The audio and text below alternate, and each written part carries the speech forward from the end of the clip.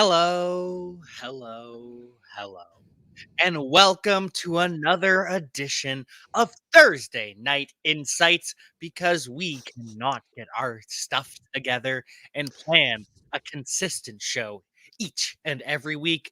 But for what we lack in organization, we make up for in being awesome at talking about fantasy football. And with that in mind, we have that FF nerd, Jason Draven. Hey, I'm kind of excited. There's been, the weird stuff that's going on with I mean, I don't want to look into the Senior Bowl too much right now, but I guess we're going to. Who knows why? We'll do it at the end. Next We'll year's save that for problem. the end. That's Yes, next year's one problem. of the members in this group really wanted to talk about it. Absolutely We not. won't say who. The skills competition tonight is more important to me. I want to watch that so much more. Is that on tonight? Yes, right now. Oh, goodness gracious. You guys are just killing me. I'm here instead. I thought you were gonna watch the Wichita State game.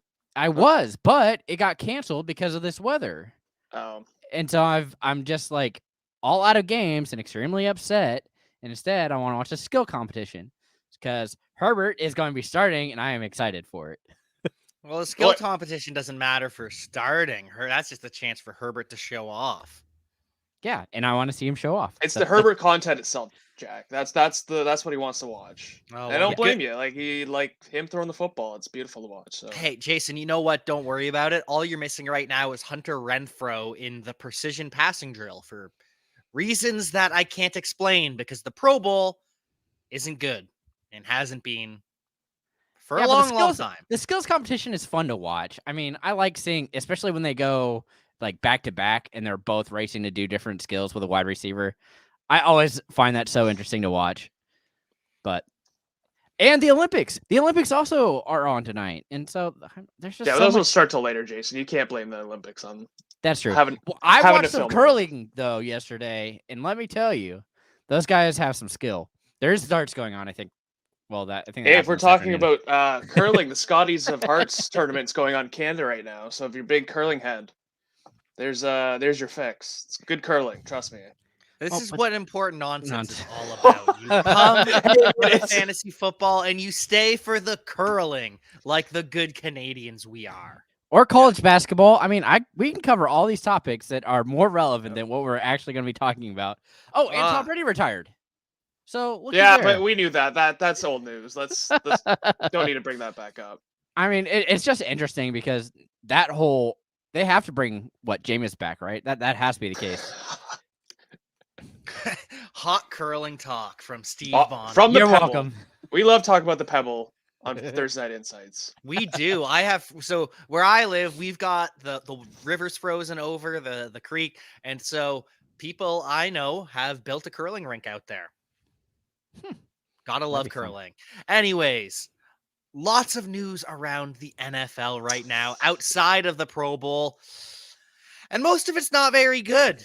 Brian Flores is suing the Broncos, the Dolphins, the Giants, and I believe the NFL as a whole. That one I'm not positive on, but he is alleging racial biases in the hiring process. And some of the evidence he cited is when he was the head coach of the Dolphins. Remember, everyone was talking tank for Tua, tank for Tua, tank for Tua. Apparently, Brian Flores was allegedly offered $1,000 or $100,000, per loss. And then when they kept winning, the owner, Stephen Ross, was not happy. And apparently that's what ultimately led to Brian Flores being let go, was that they started off on the bad foot because he won too much and then he won too little. And just toxic all around. Also says that when he interviewed for the Broncos, they were all hung over and didn't take him seriously. And this all started because Bill Belichick misread a text. Bill Belichick was told by one of his friends in the Giants that the job is Brian's if he wants it. Bill, super pumped, assumes it's Brian Flores. It was actually Brian Dable, who Bill is also close friends with. So The NFL's not going to be very happy about how that discovery goes. I'm imagining an out of court settlement coming for that. Let me just I don't piece know, this man. together. They're pushing back pretty hard with all their statements. Yeah, they released a including big one Elway. today. Yikes. Yeah, But they did that with Kaepernick too. Is that what they actually happened? Is that he thought Brian Flores was actually the guy, and it ended up being Dable? Because I thought it was that he was just went old grandpa and It was texted the wrong Brian. It was originally framed as he texted the wrong Brian, but when you read it back, it kind of seems as he knows he's texting Flores. It's more of a, oh, I got the wrong. Because he says he double checked with his sources. Okay. Belichick had to go back. Oh, shoot, which Brian am I talking about? Okay, because I don't know. It was just the incompetence of Brian Belichick to like have this all. I don't want to bring light on it, but I just thought that was kind of funny that that's how they were. Well, I also thought that this. he had it in his phone as Brian D because of the fact that he was the defensive coordinator. But then why would he? Oh yeah, okay. that's the only thing that I thought was the case. There's lots and of so I just put that in and was like, oh, wrong. I think it's worse. Like some think it's revenge for Deflategate and Spygate and all that. But then again, people thought that Tom Brady's retirement announcement and then unretirement and then eventual retirement, people said that was because of Deflategate. It's 2022. Stop talking about Deflategate. Just stop. Well, I don't agree with that at least for the Brady thing, because I just think Schefter got the scoop and doubled down on it. If there's any quality in my head coach, I hate it more than winning. It's their integrity. Stephen Ross, probably. Who wants to go coach there? Like, we'll get into that. We'll get into that later. Well, we can get into that right now because I'll take that paycheck. Oh, I will too. I'm a sellout, but yeah, 100%. I'll go and just make up a bunch of scrap and we'll be fine. We won't even sweat it. As a qualified head coaching candidate who has worked their entire life for this, that's not an easy pill to swallow. I'm tied to this guy that allegedly paid to lose. This guy that allegedly didn't like his head coach because he won too much. And Jordan probably going to be, I don't know how you're going to feel about this. There's reports that it was going to be Mike McDaniel. And now this has scared him away. And did I not say that 2 weeks ago? That's what I'm saying. Did I not say that? And if it is Mike McDaniel, I don't mean to keep burying on Mike McDaniel, but that's exactly what to say. Why would you want Mike McDaniel over Kellen Moore? That was actually what I was going to say. Kellen Moore has allegedly been a little bit scared as well. Well, they're both in good spots if they don't take it, because I feel like both of them will go into next year perfectly fine doing what they do now. But yeah, that's one that's just it's a scary situation for whoever they decide to bring on. Yeah, you're tying yourself to a sinking ship, hoping that you can bail it out fast enough that you'll escape and patch the boat up before you're fired. Well, here's my thought on this. Why did they even fire Adam Gase? Like, if you're wanting to lose, why did you get rid of the guy who can easily do that without having to try? That's a great question, Jason. I mean, I'm just putting it out there because they had him there. You were already losing. If you want to continue to lose, and why did you fire the guy that was losing for you? And by firing Gase, you screwed yourself because he ended up going to your division rival, who was doing worse for that reason. He did what you wanted him to do. You're right. Like, I'm very confused by the whole situation, and so it's just like, wow, oh gosh. If you're Kellen Moore, your options are take whatever head coach job you can get, or stay attached to the boat anchor that is Mike McCarthy. And I will counter that with the fact that Sean, what is his name? Why am Payton? I blanking? Sean Payton. Payton. I kept wanting to say McVay. Wow. I've got the Super Bowl on my brain. You've been drinking too many Bloody Marys. Huh? I am not even halfway done one.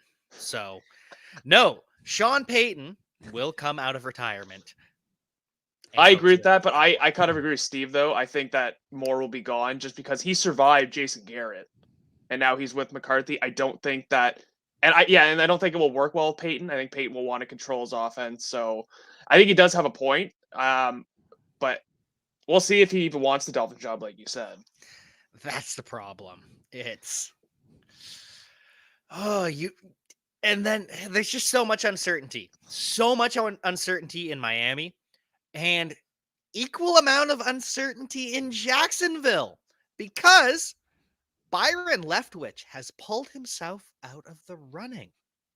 Byron Leftwich wanted Adrian Wilson, the former safety of the Cardinals, who's now a player executive with the team, wanted him to be his running mate as general manager and wanted Trent Baalke gone.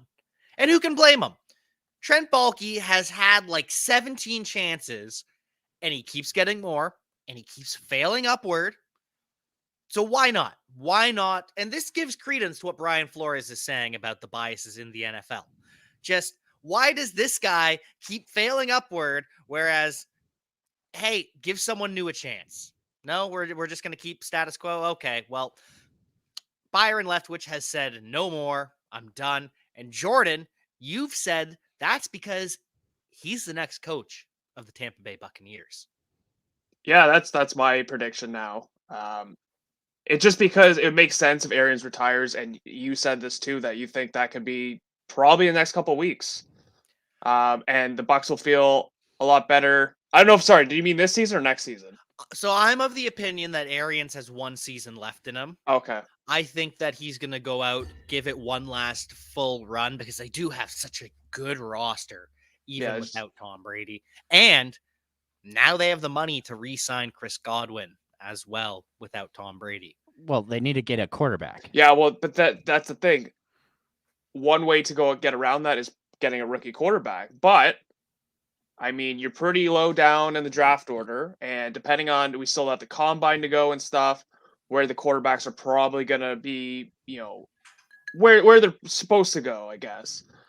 So I don't know if they have, the draft capital to get a guy that you can rely on to start every game and give you the production that you were getting. Not 100% of the production because he's not Tom Brady, but 75% of it with the weapons. So it's tricky. So we'll see what they do, because I think Godwin will stay just because he has the ACL injury, and he'll take a cheap 1-year deal and be like, hey, I'll come back midway through the season or whenever he gets healthy, show you what I got, and then I'll cash out. And if you have enough money, I'll stay at the Bucs. Well, I mean, the only issue I have with that is the fact that you saw how well that worked out for Juju this year. I mean, that was his kind of thinking too, is get injured, I'm going to come back, I'm going to show that I can still play. And now he hurt himself again and is not going to have a great contract this year either. So he's just kind of shooting himself in the foot. If anything does happen, which I don't think it will, but there is that chance, as any athlete will tell you, that I could easily get hurt. And that's usually why they try and front load contracts when they can, if they have good agents.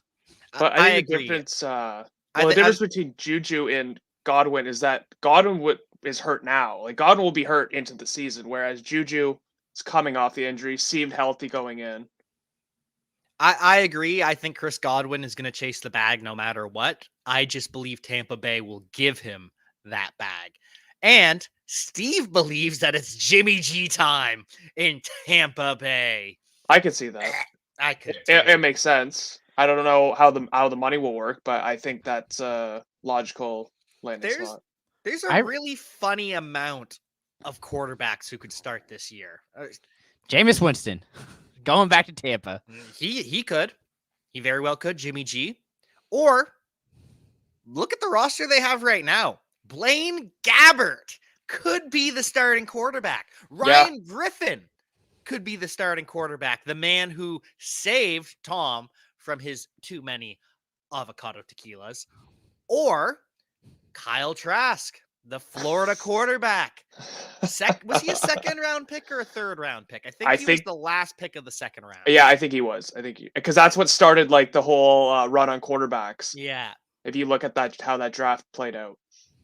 Why not Kyle Trask? You can tank with him if he's bad, or he's your QB. But I don't think you can tank, because you're right. That roster's too good. That defense will win them games.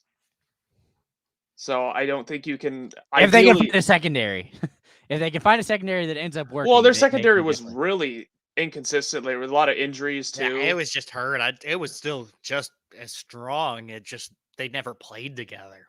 Yeah. But speaking of Tom Brady, remember it took him multiple days to say goodbye to New England, and all the fans were upset because New England fans are babies. They might be even bigger babies coming up because Josh McDaniels no longer the offensive coordinator. He has gone to the Las Vegas Raiders alongside Dave Ziegler, the GM, who was it's strange because everyone knows Belichick is the GM in New England. Dave Ziegler was the de facto general manager, but that wasn't his title. No one actually knows it. New England makes no sense how they run things.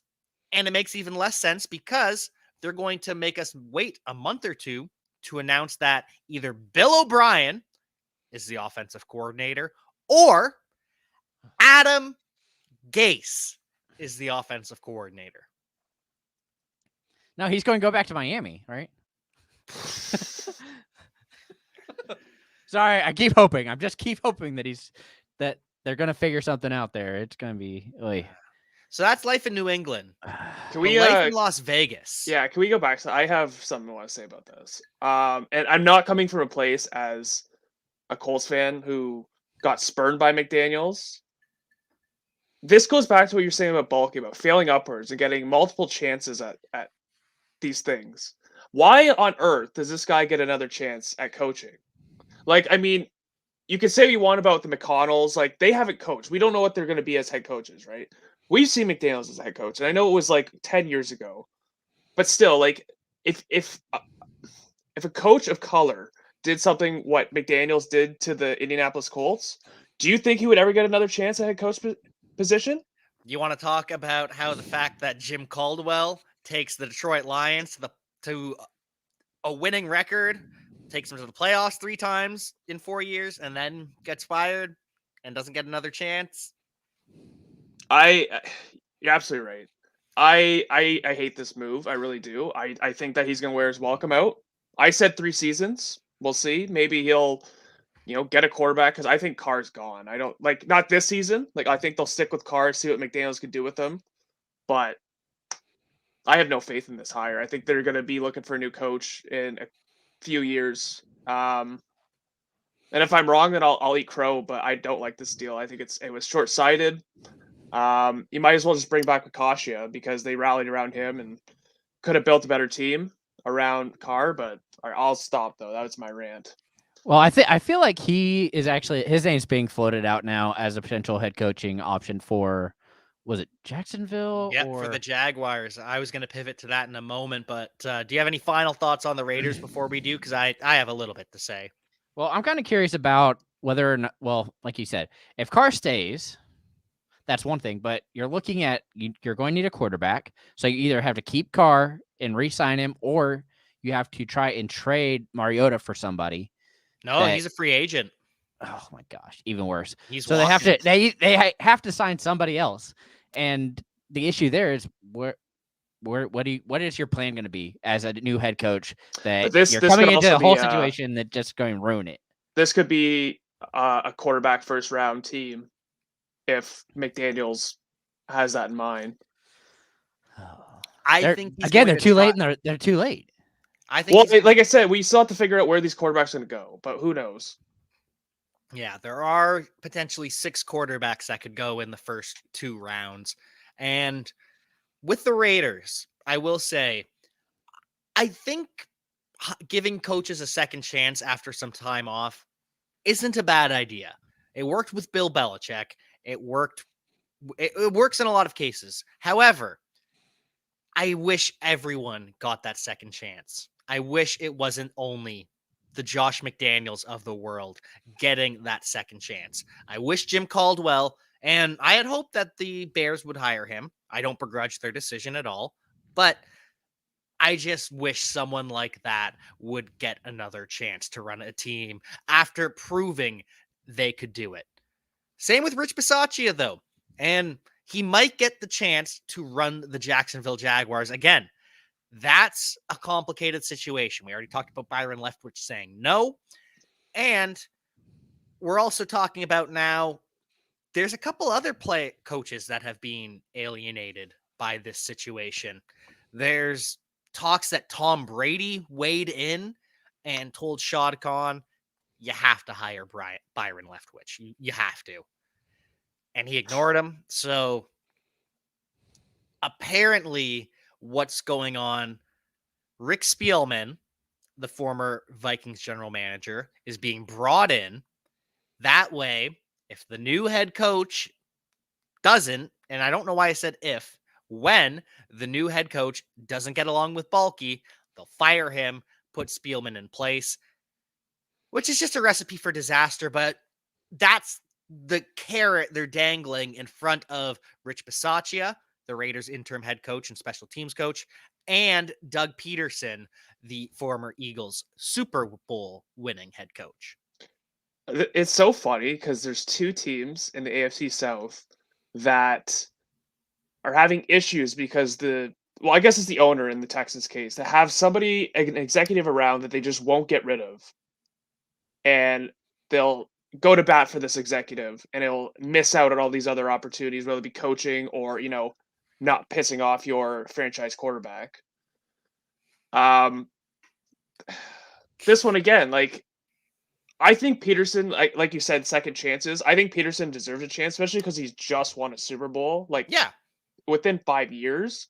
So maybe he is the man to do it, and I'll be very thankful as a Lawrence Dynasty rosterer, because I think he can do wonders with him. I think he'll have a really good year. Bisaccia, yeah, he had a chance to, he brought the Raiders to the playoffs. They pretty much dug him out of the grave they're digging themselves in. Whew. Oh my goodness. Breaking news. Oh. Cowboys linebacker Micah Parsons just beat Tyreek Hill, Nick Chubb, and Trayvon Diggs in a fastest man race. Micah Parsons just beat Tyreek Hill. I am watching the video now. Oh my good. It's close. He and Tyreek Hill are neck and neck. He beats Tyreek Hill because he's taller on the lean in. My goodness. Ooh, breaking news again, according to Jeremy Fowler at J Fowler, ESPN. The Saints want to speak to Kansas City offensive coordinator Eric Bieniemy for the head coaching job, and an interview could take place on Saturday. And that's big because the Saints have been very discreet in what's going on. We know that Dennis Allen, their current defensive coordinator, is in the running. We know that Saints former defensive backs coach and Lions current defensive coordinator Aaron Glenn is in the running. Brian Flores is still in the running. Eric Bieniemy, though, if he gets the chance he finally deserves, I would enjoy that. Yeah, bringing the number up to 2. Sorry. 2 black head coaches in the NFL. And the only one back, unless Flores somehow gets a job, which with this whole thing, he kind of gave that up, unfortunately, and it's allegedly the Texans are still interested.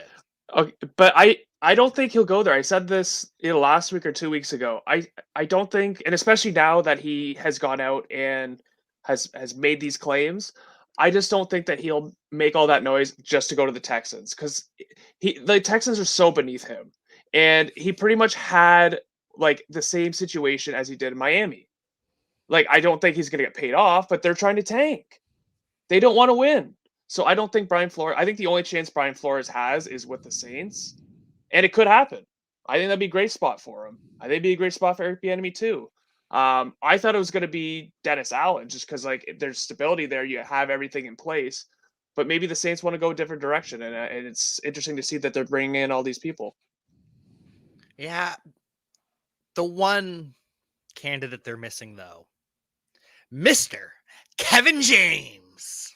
Oh, God. Man, you guys keep saying that. I actually watched the movie, and I really enjoyed it. All right. I thought it was good. I liked watching I couldn't get over the vomit in the preview. There was a lot of vomit. It was fine. I mean, it's very similar to I actually looked at the video and watched his Peyton's daughter went through and talked to everybody about it a year ago. And so it's just one of those things that it's lighthearted, it's easy, especially since everywhere it's snowing clearly. So if you have some time, wasted I think it's an hour and a half, maybe 2 hours watching that, and it's quick and easy, kind of fun, kind of goofy, and it's what you get with Kevin James. So I might need that because the last thing I watched, I finished Ozark, and Oh, it left me so emotionally drained. I had to test myself for that COVID is a 16 very hours later. and then they of course they do the 7 episodes thing. I don't even know when the next 7 are coming out, but man, they're letting you just sit Yeah. on that cliffhanger that they gave you. Yes, it was an emotional roller coaster, and I was just drained after that. Steve, though, chimes in Texans and Josh McCown. Perfect match made in hell.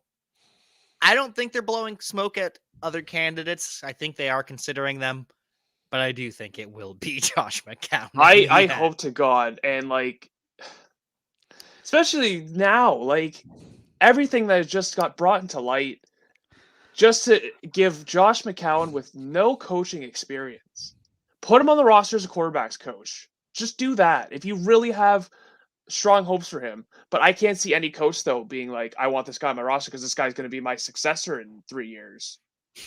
So I don't know what they're trying to do. Now that I say that, it's probably going to be Josh McCown. And shame on the Houston Texans. Shame on them if they decide to go through with it. yeah. When they decide to go through with it. But what can you expect from a family that got their money from Enron? Not wrong. Mike Manning, high school coaching experience. Thank you very much. Yeah. And this is no slander on Josh McCown. I mean, he was a backup quarterback, so he could definitely be a quarterback's coach. He was already doing the job. He was, especially for Sam Darnold in that one successful year in New York. And look what happened. What a fantastic job. Yeah. And speaking of backup quarterbacks becoming head coaches, the Minnesota Vikings will be hiring Kevin O'Connell. Oh, before we get to that, though, Steve, the Texans were actively pushing other teams to interview McCown so he would look like a more qualified candidate. I did forget about that. Boy. I do believe it is McCown's job to lose. But Kevin O'Connell to the Vikings, former quarterback for the New England Patriots, backed up Tom Brady, of all people. Allegedly, though, one of the key voices to get rid of Kirk Cousins in Washington when he was on the staff there. And allegedly, one of the voices to trade for Matthew Stafford and not trade for Kirk Cousins. If this is true, though, and, the Vikings knew this when they hired him, there's no chance, or the GM's definitely made up his mind on Kirk Cousins. Especially if they worked in Washington together. So, I mean, are we saying Kirk Cousins on the moves, like Tampa Bay? We were just talking about that. Also, a former backup to Tom Brady. Does that mean you'll be a good head coach? Because you know who else was a former backup to Tom Brady? Who's that? Mr. Cliff Kingsbury. No, he was. And what do we think about Cliff Kingsbury? Oh, wow. He is a grifter and a fraud, but he was exposed as a grifter and a fraud in college. Yeah. Kevin O'Connell has not been exposed yet. There's still a lot of hope. And if you look at the Sean McVay coaching tree, it's pretty good. Matt LaFleur in Green Bay, he's being pretty successful. And then who's that other guy? Well, to be fair, let's see how he does after Rodgers is gone. This is fair. I want to see how much it changes when that happens, because I think that's a key part of that whole equation. This is fair. But the other guy, who's that other guy? That Zach guy. Isn't he coaching in some big game coming up?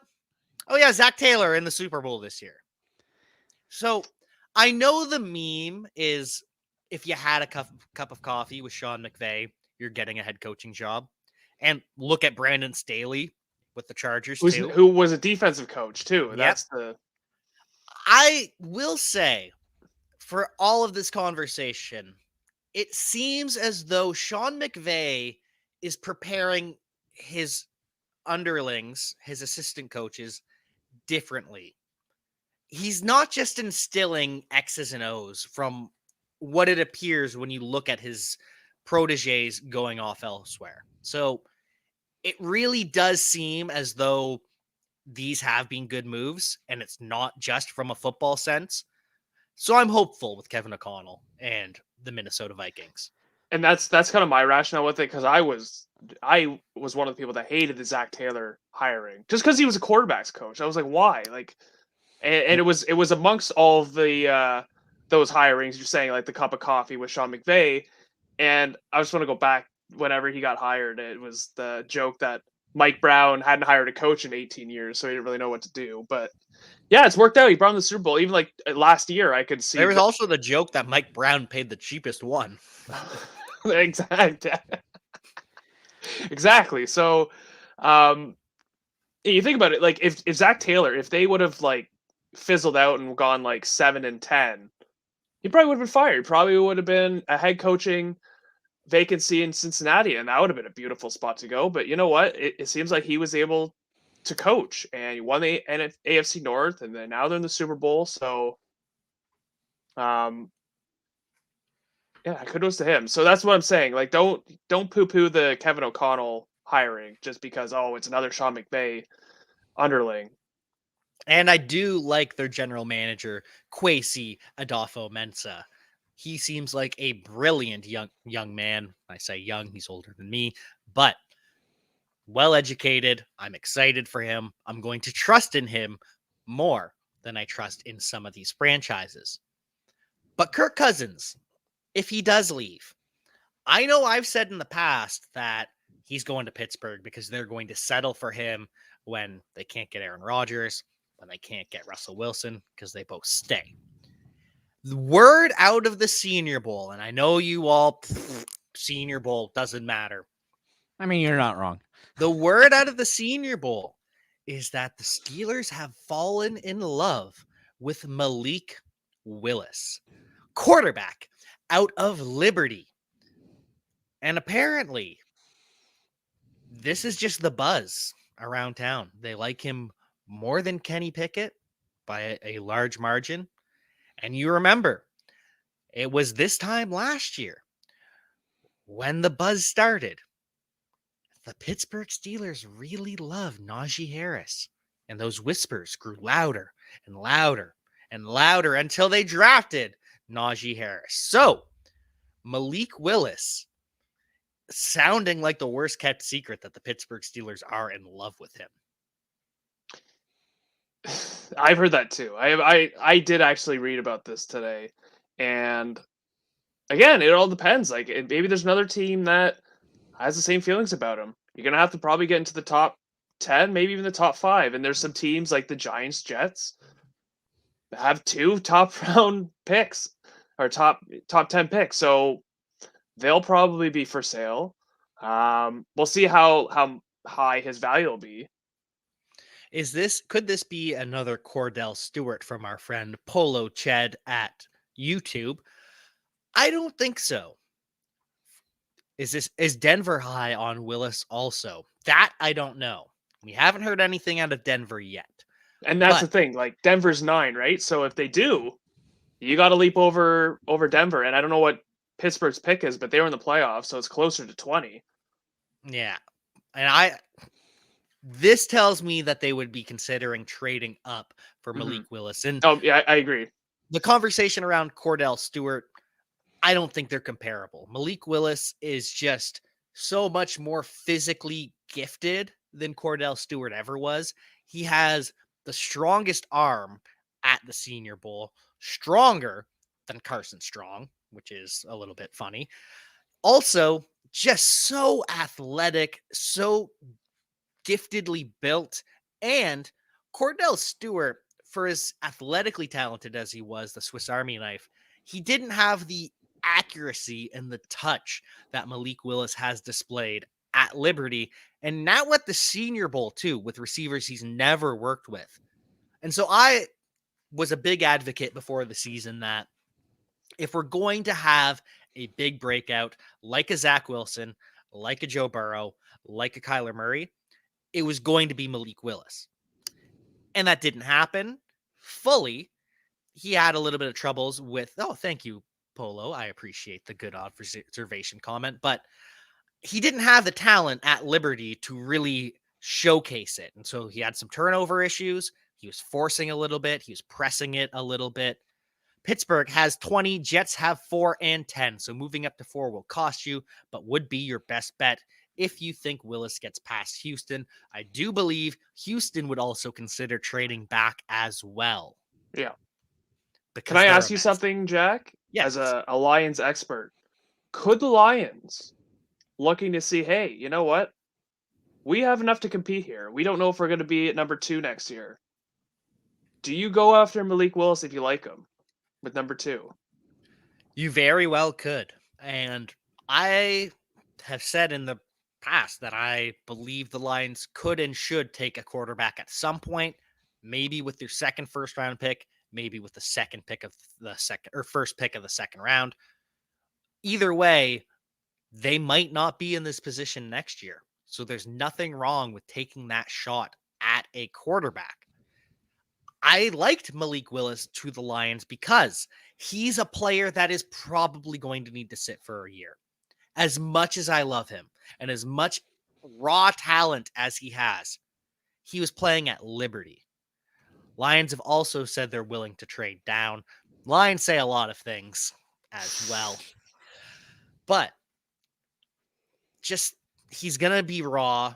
He played for Liberty. He needs to sit for the year. Jared Goff is the starter. So that's why I liked him with their second pick of the first round. Sounds like there's no way that happens. Sounds like Malik Willis probably going to be QB1 over Kenny Pickett. Those are the two still in debate. And then after that, it's a free-for-all between Sam Howell, Carson Strong, and then Matt Corral, who is not at the Senior Bowl because of his high ankle sprain. What about to the Panthers? Panthers should take a quarterback. That's another one. Yeah, that's another. feel Sorry, like- I'm looking through the list and I was like, No, this that's good stinks. to bring up because you're right. That's another team in the top 10 that could go after him if they like him. I still think that Kenny Pickett would be a good consolation for Pittsburgh, though, just because of the Pittsburgh Pitt connection. But you probably have to bring in a good veteran, even if you take Malik Willis, a good veteran to kind of just challenge him. Like, don't give it up that you're going to start him over Willis. Like, give Willis the confidence, even if you do believe that he's sitting. Put him on the Patrick Mahomes plan. Put him on If the that's Lamar the case, Jackson you need to plan. put it. It needs to be the Falcons. But yeah, and another thing too, that you need a quarterback that has that job, because like the Chiefs had Alex Smith, the Falcons had, the Ravens had Joe Flacco, so that would be Trey a little Lance. bit different. Trey Lance, another one. You have Jimmy G, so because you're taking Willis, he has to have the expectation that I'm having a chance to start because they'll already have that veteran quarterback because the draft happens after free agency, like it doesn't happen in any other leagues, but. Oh, no. You know what's going to happen? Jason, I'm sorry. I apologize. Oh gosh, I don't want to hear it, do I? Andy Dalton's going to sign somewhere to be the starting quarterback. Yes, he is. Let's And go. Malik Willis is going to be drafted. Oh, Panthers do have Sam Darnold for one more year, unfortunately. that's just That makes sense. he'll be there, but that's another thing. Like, yeah, you could start him behind Darnold. It could be a battle. But that was what I would actually think Malik Willis would win. Willis Mariota combo in Pittsburgh. Yes. Chef's But that would kiss, work too, Mike. because if you're going to build an offense around Malik Willis, you got to have a guy with the same skill set. And That would make a lot of sense. Watch for Nick Foles too. Nick Foles and Andy he's still just Dalton. lingering around. Yeah.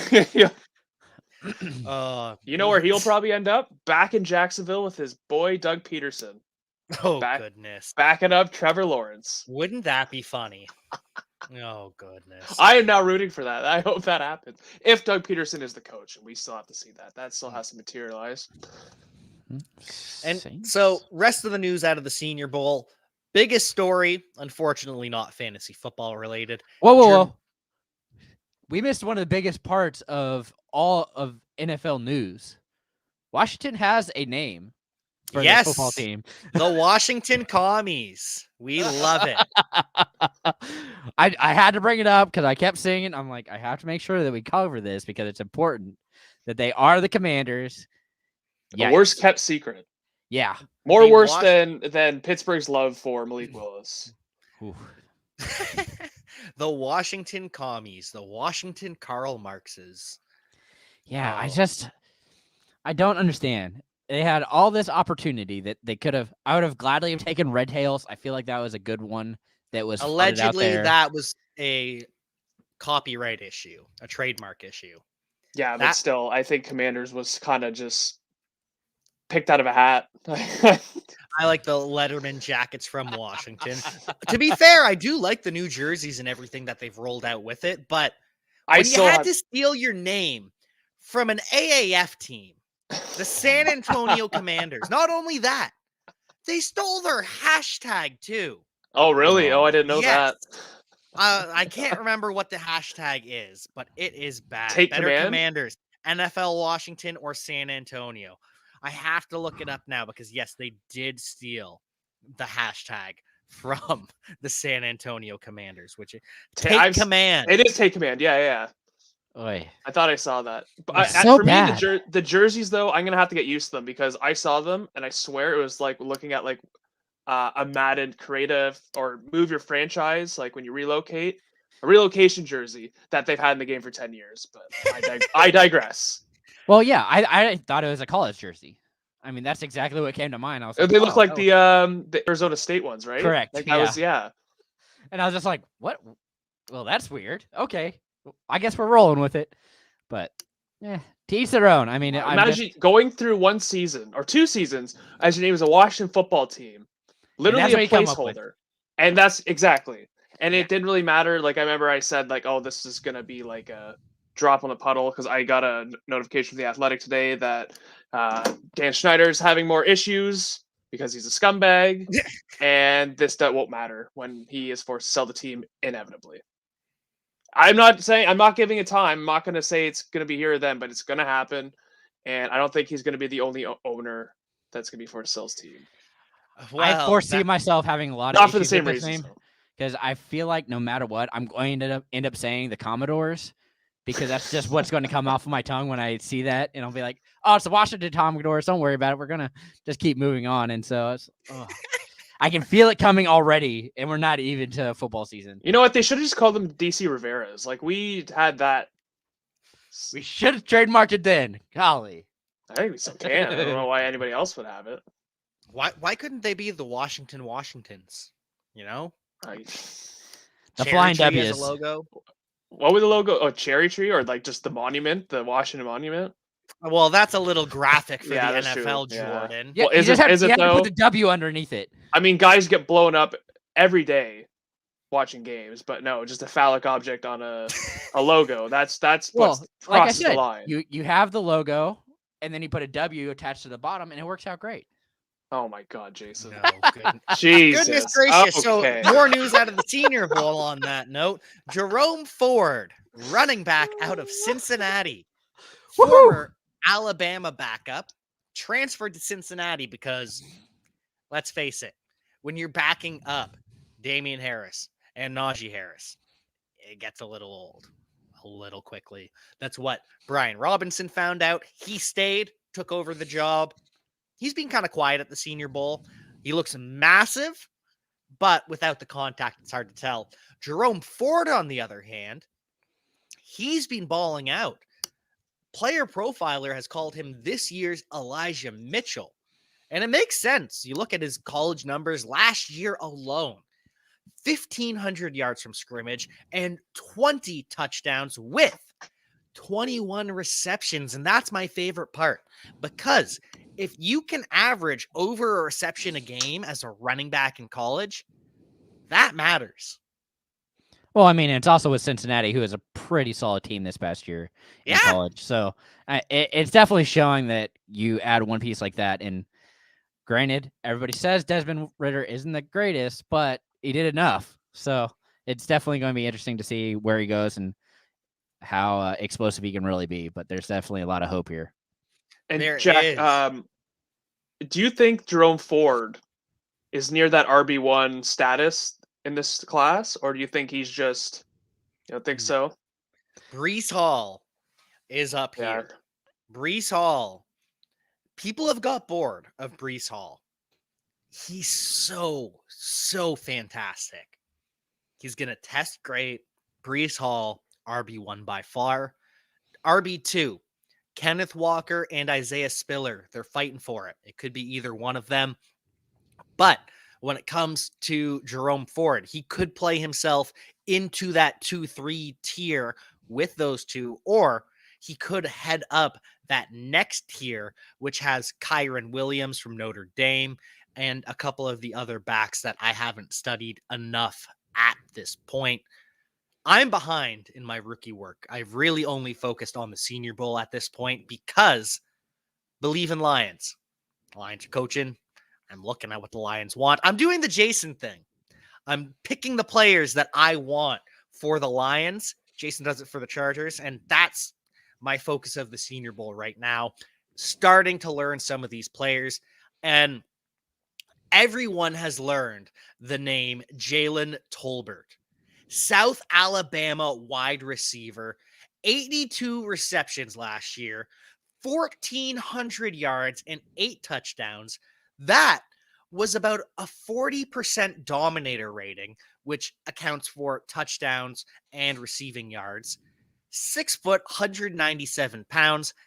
And when he was asked what he's going to run in the 40, I don't know. Well, do you have something you want to run? I don't know, 4.5. That sounds good. Sure. He doesn't care. Doesn't care about the testing because he is a baller. Jalen Tolbert is the alpha at the Senior Bowl right now, dominating all defensive backs. And there's some pretty good names to know as well. Christian Watson, he's kind of the only X receiver, 6'4", about 215 pounds, North Dakota State. He's probably the number 2 right now at the Senior Bowl. Romeo Dubs, the Nevada receiver, paired with Carson Strong. He was getting that hype early. Now we're starting to see some issues with how he handles press coverage. Not seeing those same issues with Jalen Tolbert because of his quick feet. Same with Christian Watson. And same with Calvin Austin III. Memphis is just producing studs year after year after year. Welcome to the AAC, man. They keep having some solid just players coming out of there that are surprising. How will we know the smartest without the Wonderlick? Oh, good heavens, the Wonderlick. Our favorite topic each and every year when it comes to quarterbacks. And again, Wonderlick, another show of systemic bias in the NFL. We won't get into that though. Calvin Austin, absolute baller. 1,067 yards and 11 touchdowns in 2020. 1,218 yards with 9 touchdowns last year. Uncoverable. No one can lay a hand on him in any of the drills. But he's a little bit small. 5'7" instead of the listed 5'9". But he's also heavier at 173 instead of 165. So he's not Tutu Atwell, but It's pretty light. He's pretty tiny.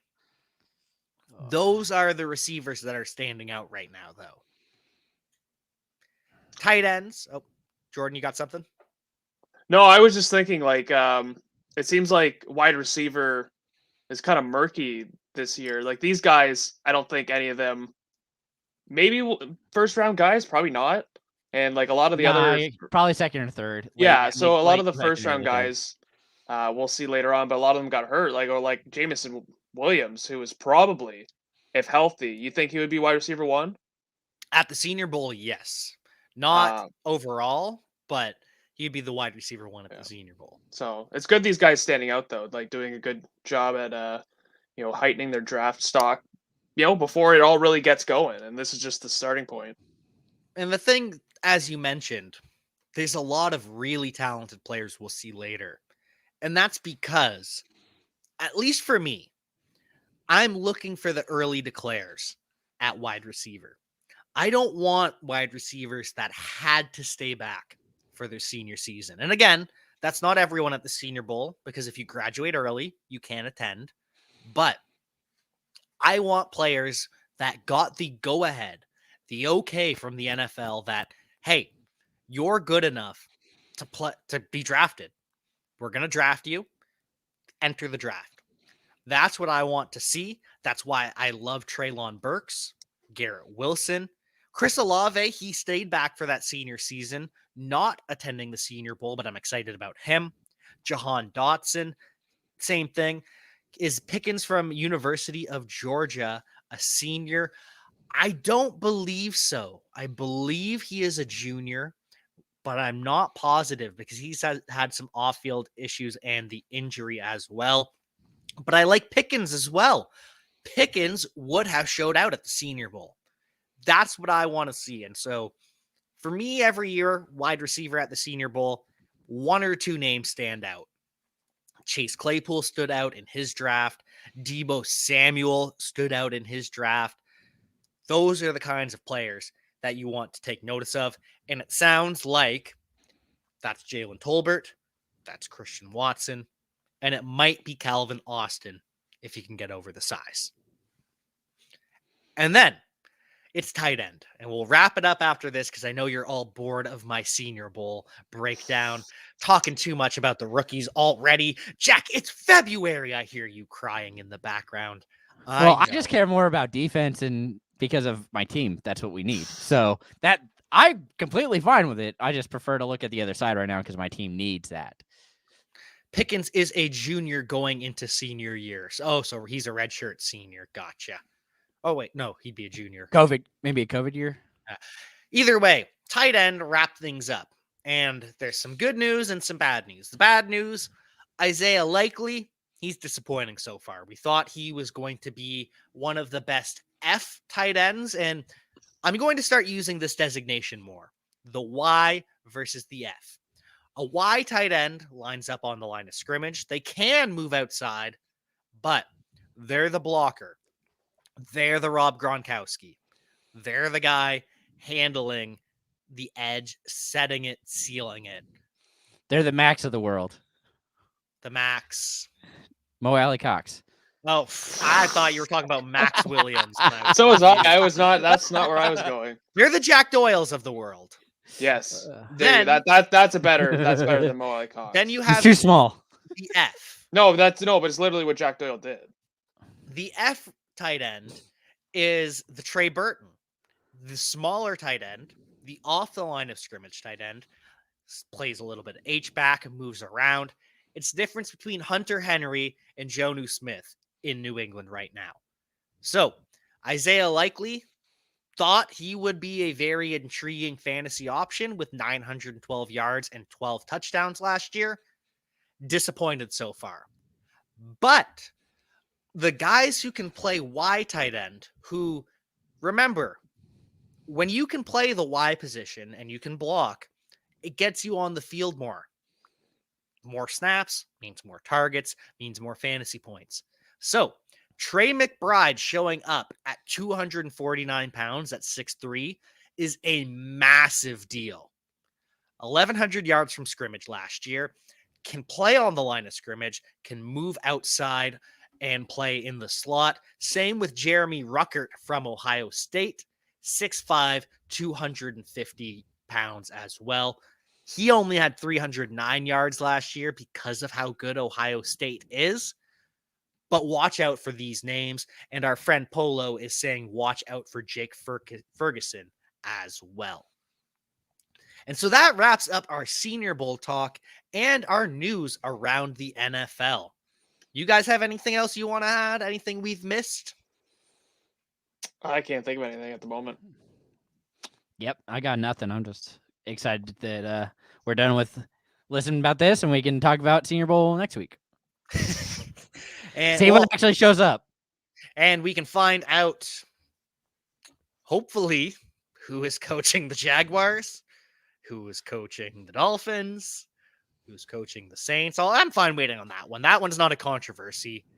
That one is the kind of, hey, you know what? Just Just do your thing, friends. You're doing good. Also, the Texans too. I don't know if you said them. I didn't say them, but that's because they're one of the bad ones. Yeah. I want their answer because I want to know, but I don't want it because it's gonna be bad. Oh, what a world we live in. But that can wait for next time. And so, for at Donald McJordan, Jordan McDonald, for at that FF nerd, Jason Draven, I've been your host at Javanaugh87, Jack Kavanaugh, and we will see you next time.